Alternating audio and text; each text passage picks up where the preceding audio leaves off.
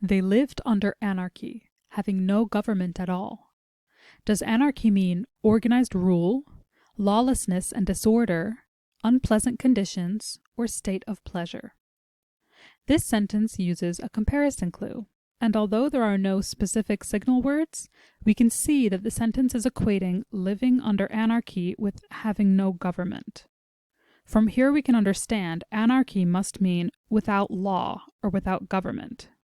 Let's take a look at our choices and pick the one that best matches our definition. Organized rule can be marked off as it's the exact opposite of our definition. Lawlessness and disorder sound to be what we're looking for, but we're going to go on just in case.